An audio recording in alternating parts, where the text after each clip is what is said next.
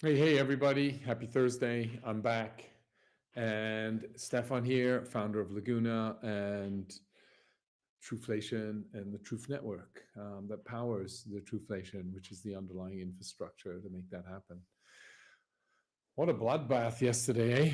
Yeah, it was pretty brutal out there. Hope all of you were holding on for dear life, hodling. Um, and none of you got liquidated, but it was definitely a super brutal market. um, Stressful, I'm sure, for a lot of you. And I think the thing is they're just trying to shake up all kind of faith and hope in where we're going.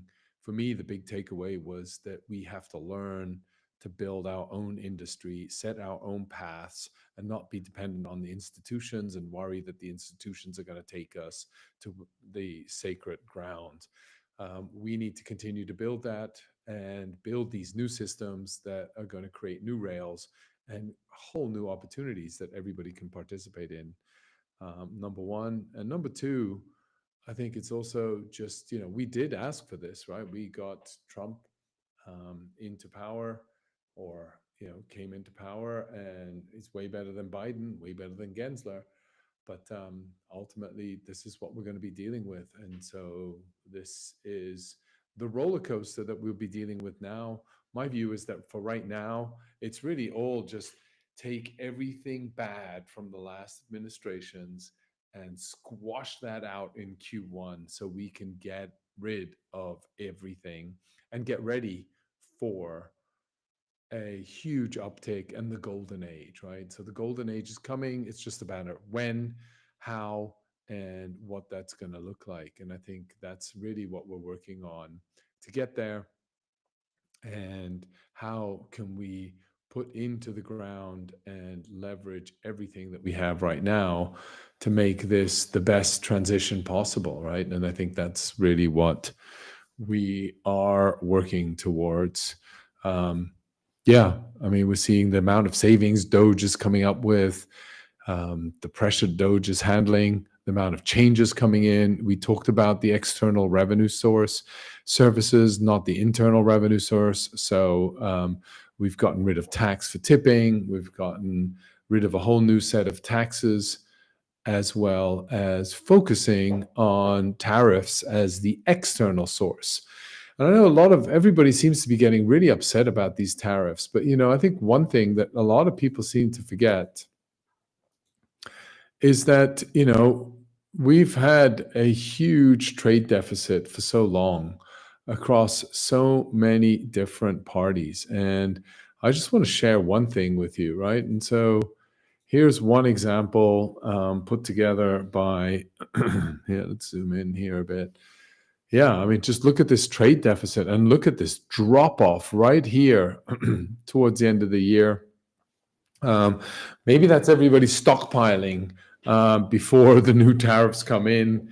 So everybody was starting to stockpile, but that led to a huge drop off in trade balance, right? 131 billion, just one in one. What's that?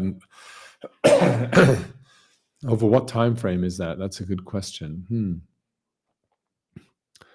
Yeah, so you can see it seems to be just in 1 month or something like that, right? So a very short period of time. Either way, I think the big thing is really around reciprocity. So if you look at the current trade deficit, who are the biggest negative trade partners? Canada, with whom there seems to be a huge dispute going on right now. Excuse me. And you can see that, there's a 63 billion trade deficit between Canada and the US. China, 295, so $300 billion trade deficit, right? So that's quite a significant trade deficit. And I think everything, to me at least, seems fair, trying to get reciprocity. China's come up, is now taking a leading position on the world stage. What does that mean? I mean, you can see with innovations that they're coming out with. I mean, look at some of these new cars, the Xiaomi SU7, which is an electric car, and it's 27,000 euros. and the Porsche Taycan is 116,000 euros. So I don't know, man. You look at that competition coming out. This is in Europe, right? I mean, so this is going after the European market. You see huge innovation coming out of China. It's no longer an emerging market. And if you have huge trade deficits, the way that currently the US does, and by the way, Europe has $100 billion trade deficit. I think even just Germany, I'm not sure. But Europe, I'll have a look and we'll find that out. Let's see. Maybe we should just ask around. How much is the European trade deficit with China? Yeah, 304 billion euros. Wow. In 2024, here, check this out. In 2024, the European Union exported goods worth of 213 billion, around 10 billion less than in the previous year. That year, Europe recorded a trade deficit of more than 304 billion with China. So exporting 213, importing 500 and something. Wow. I mean, yeah, so there you go. So 300 billion. So think about it. Europe has a 304 billion trade deficit. The US has a 300 billion. So that's a $600 billion trade surplus that China has, right? So it's a huge surplus that it has. And reason why is they've got lots of tariffs. So anybody wanting to sell to China is not easy, or you have to set up a joint venture in China. So you have to build manufacturing. And that's why they've become the manufacturing hub of the world.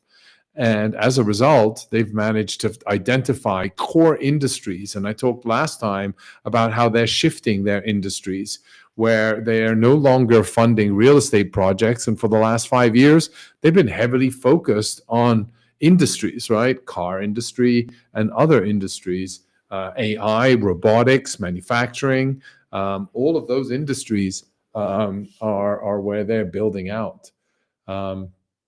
Yeah, I mean, the other thing was look at what else they're doing, right? So this is wild. You saw China's Manus AI, just dropped, and it will completely change the AI game, right? So here, creative interactive websites via data insights. Maybe Truflation could be working with this. Interactive gaming, travel plans with maps, website SEO optimization, stock analysis, candidates. Anyway, you guys know AI, and if you haven't been playing around with it, but these are the tools that help you actually get far.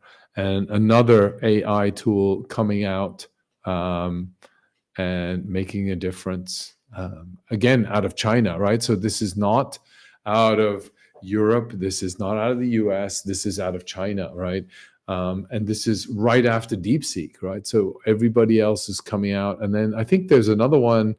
I can't remember the name of the Alibaba one, but that's also out there. So Alibaba is another site that seems to be, Jesus, look at this. My server is not allowing me to get to Polymarket. How ridiculous is that? They're banning it here in this country by the sounds of it.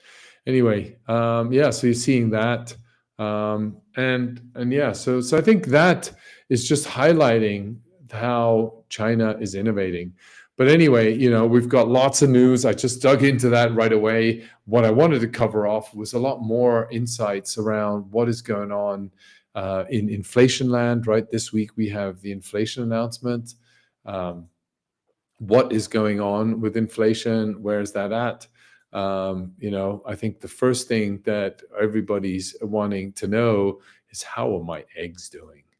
And so Ivan and team have been working on bringing you eggflation. So we have all the prices of indexes. And so now we have here the new live on the website. You'll be able to go to truflation.com and be able to see the true egg index. This is And then you'll be able to find it on Truth Network, and you'll be able to see the 4 different sources that we pulled together to bring you the Truflation Egg Index. You can see it's now about $7 for a dozen of eggs. So yeah, take a look at that. But more importantly, we have inflation coming out. So we've got a new blog post. So if you have signed up to our newsletter, if not, subscribe over here, down here, nice little button. You just hit subscribe and boom, you just put in your email. That's it. No, nothing else. We don't ask anything else from you, just your email so we can send it somewhere. We could ask your SMS and then send it to you via messaging. If you'd prefer that, let us know, or your Telegram handle. How would you like to be receiving these messages? Let us know and we'll try and share that with you. But right now it's via email.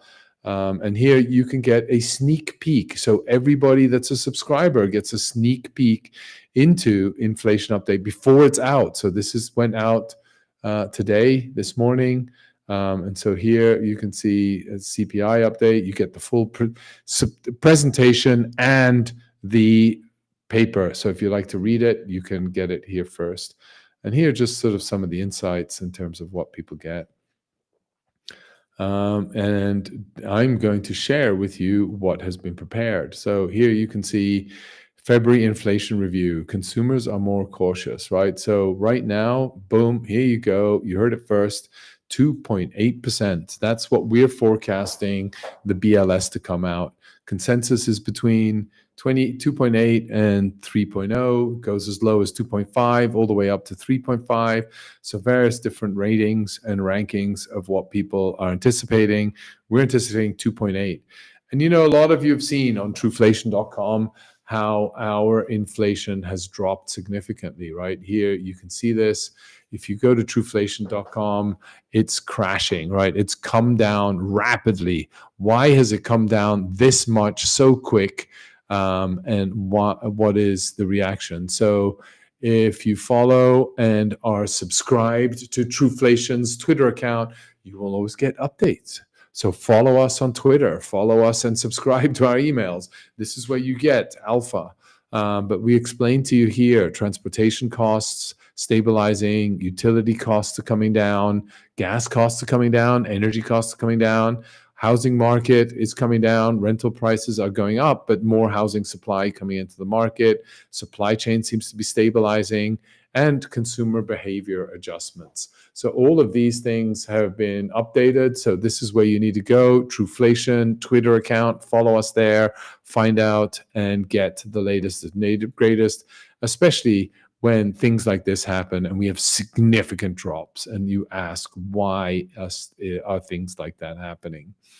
But that's why we give you this update. But remember, the other thing that we have been talking about is that Truflation has a 45-day lead time.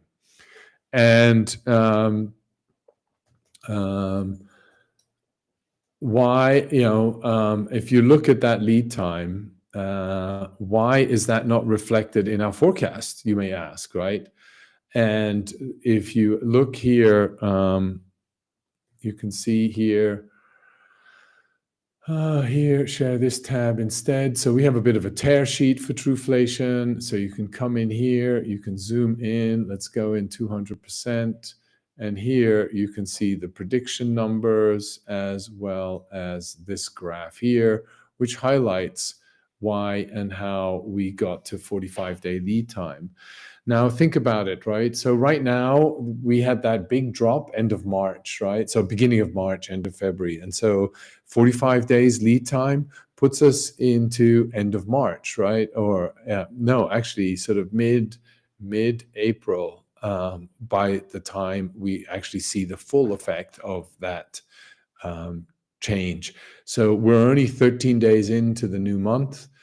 So you've seen 13 days impact. So it's not to the drastic extent that is displayed on Truflation, but you're seeing it come down and you're seeing it come down greater than at the bottom end of the forecast. And remember, what we have to do is we have to slow down the Truflation data numbers. We have to consolidate them into 6 categories. We have to screw them back to fit into the 80,000 data sets that the government has versus the 30 million or 40 million data sets that Truflation has.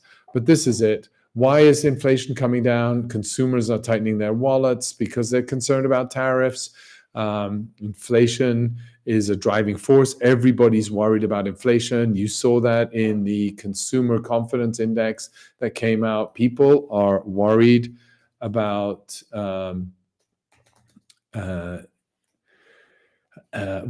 inflation, and that is ultimately how we got here, and that's why. And everybody's still, the fear factor is still very high. You see the fear and greed index. Fear is still really high. Where is it going? We got tariffs, we got immigration changes, we got spending cuts, we got tax reductions. Where's all of this going? Lots of turmoil. So people aren't very clear. And then here you can see in the presentation, I'll let Oliver talk to this a little bit more. If you're a subscriber, you actually get to hear him talk about it. We've actually uploaded a video for you to see here where Oliver goes through his insights. So you hear from him directly where we're at and what the issue is. A bit more serious faces and a bit more laughing faces. So we go through some examples. You can see some sites and some arguments. But yeah, you just hear from him in about 20 minutes so you can see what's going on over there right now. Yeah, I suggest you follow that. But he goes into more details here. Food, how's food coming down? Look, where's utilities? Where's housing, transportation, tobacco? But I thought the interesting thing was here in the Conference Board CEO index.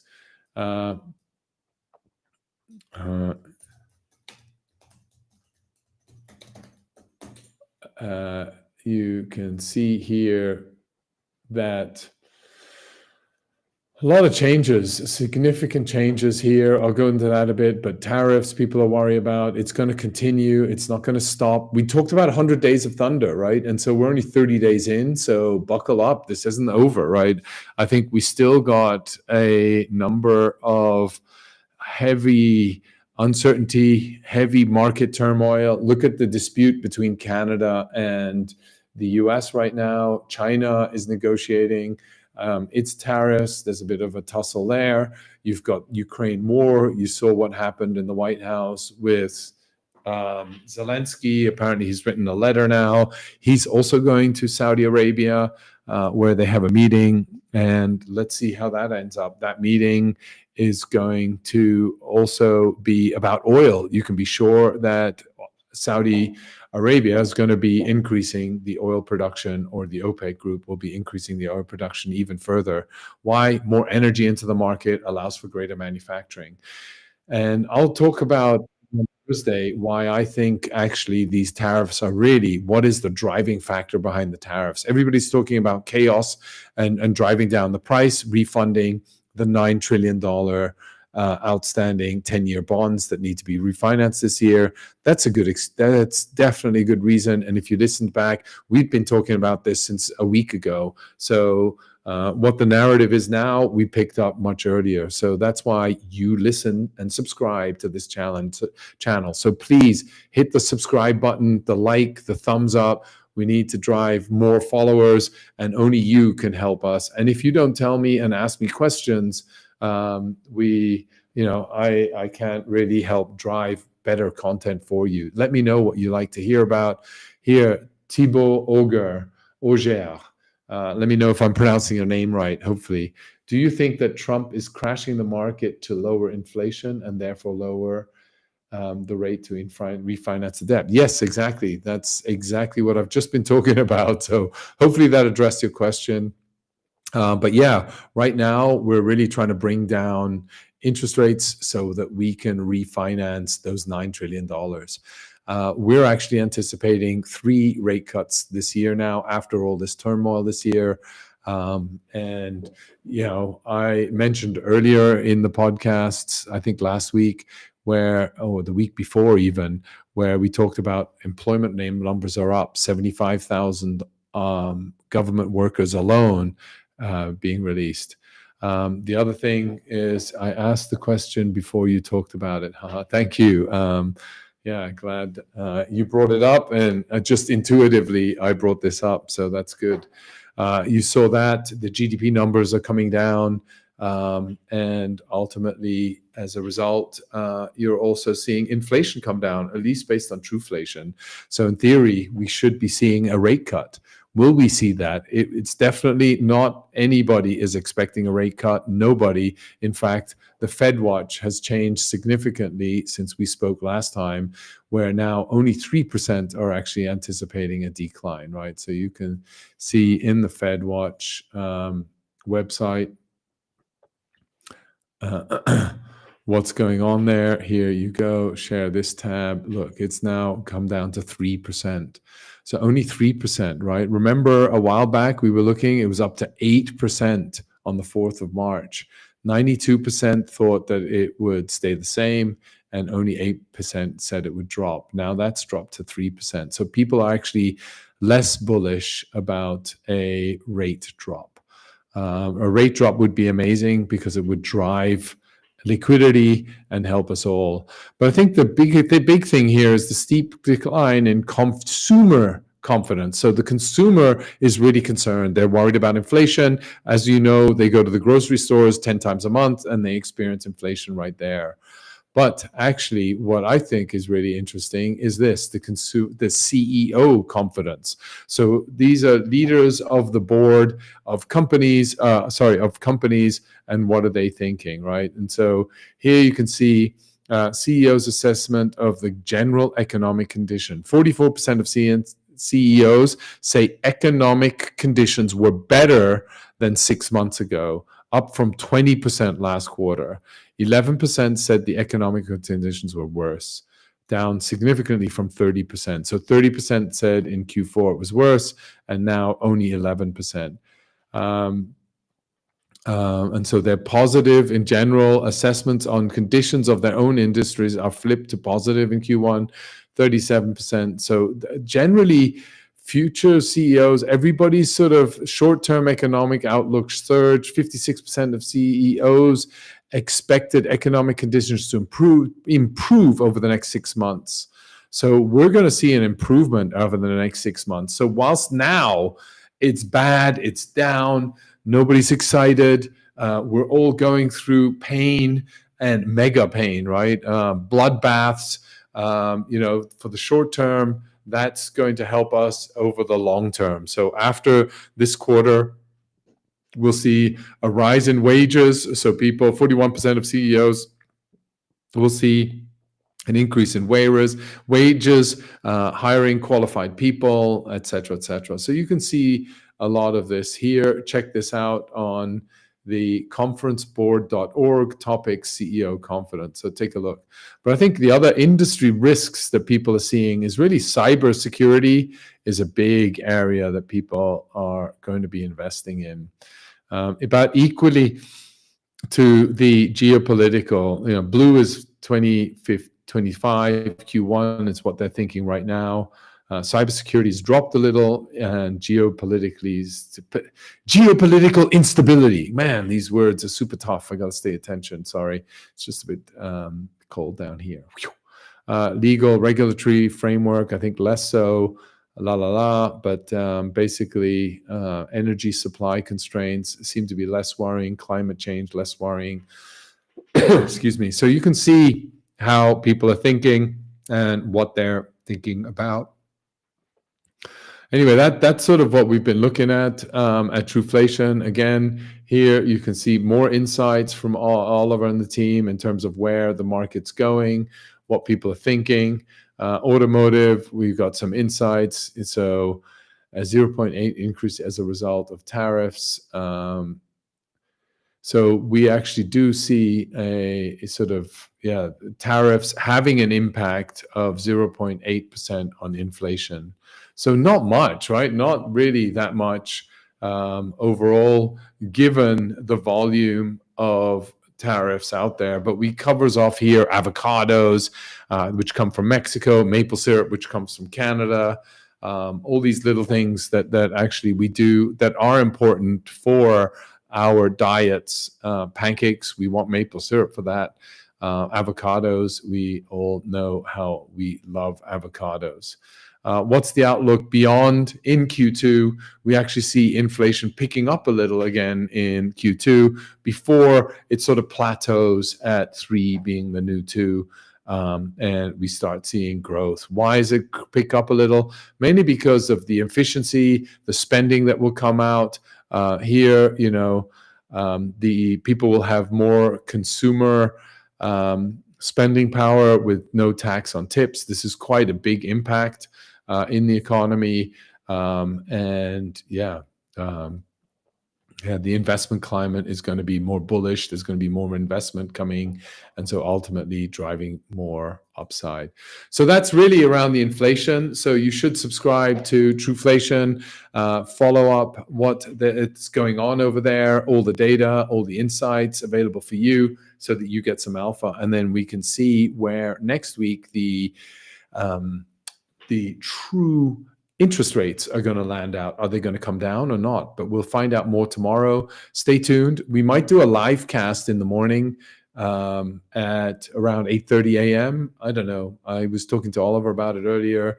I'll sync up with Rodrigo and the team and maybe Ivan, and we'll just do a quick spaces around that time or another podcast and just get everybody here, and we'll just walk you through what we're thinking. Here, crypto hobbyist is asking, Trump is definitely trying to do that. Hopefully he can do it without triggering a recession. Yeah, I mean, I don't think there's not much for a recession, given all the technology and all the innovation taking place. I'm not too worried about a recession. I know everybody's worried about a recession and things coming through. I think the efficiency is going to result in a lot of boost in investment, a boost in technology. New cars are going to come out. You're going to see different types, new chipsets coming in, all these data centers that are going to need revamping. There's going to be a leap into technology, biotechnology, all of this, new materials that are going to be created.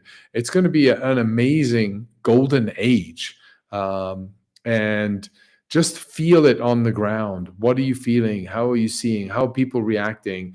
How are people excited that are in technology, in biotech, in sort of crypto, in AI, all of these areas that are going to witness huge growth, wellness category.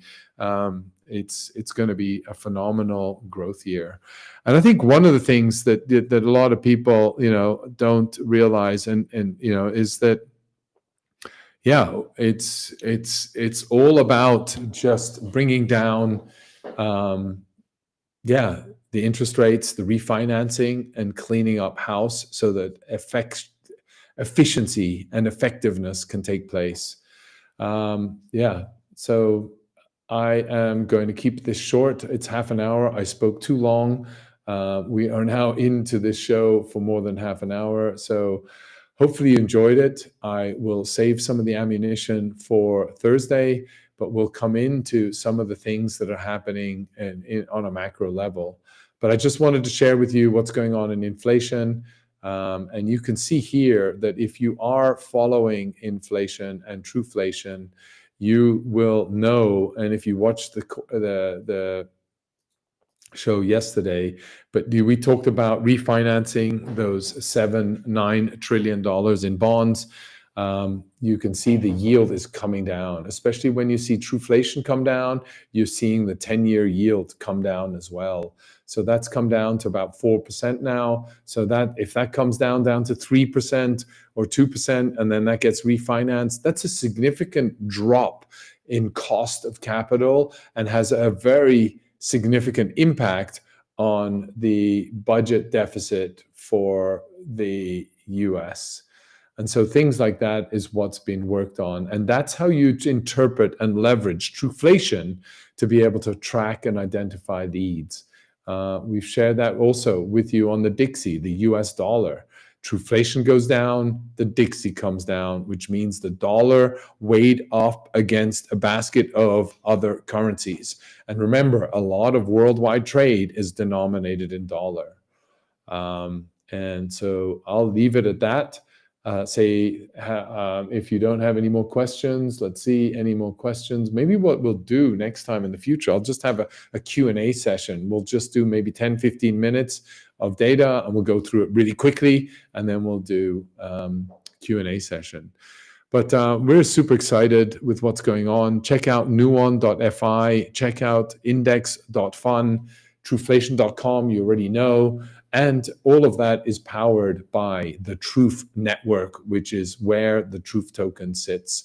Super undervalued. And we're just going to keep on building and making this greater value so that the world realizes the true value of a decentralized network where you can find all economic data and build on that.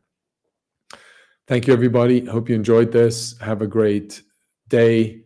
Kick ass, have fun, and see you again on Thursday. Bye for now.